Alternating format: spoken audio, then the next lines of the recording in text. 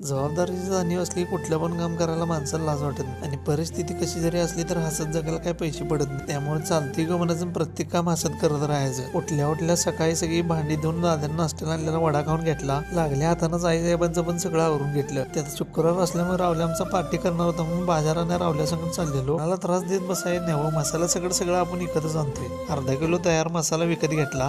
पैसे दिलो आणि निघालो दुसरा बाजार घ्यायला. गाडी पार्किंग केली. सगळ्यात आधी कांदे घेतलं. त्याच्या संग टॅमॅटो आणि कोथिंबीर बी घेतली. पिशवीभर बाजार भरला आणि निघालेलो घरात. जाता जाता म्हटलं पोटपूजेचं पण काय तर बघावं. दोघात एक वडा खाऊन घेतला. बारीक मध्ये नाश्ता केल्यावर निघालो घराकडे. पाहिजे तर मित्रांनी एका जेवायचं आमंत्रण दिलेलं तिकडे जायचं होतं आम्हाला. मटण मिळणार म्हटलं गॅस टाकी कसं उचलून घेऊन चाललाय बघा येऊ. गॅस टाकी घरात ठेवून सगळ्यात आधी आल्या पहिले कपडे बदलली. कसं दिसायला भाऊ तुमचा आवरल्यावर. जरा बारीक मध्ये म्हटलं शायनिंग मारून घ्यावं तेवढीच. रावल्या स्टार्टर मारला ते निघालो बघा. त्याआधी आपलं रस्ता असलं चोक काय विषय नाही भावा म्हटलं चालतंय म्हटलं निघाल तसंच. तेव्हा रस्ता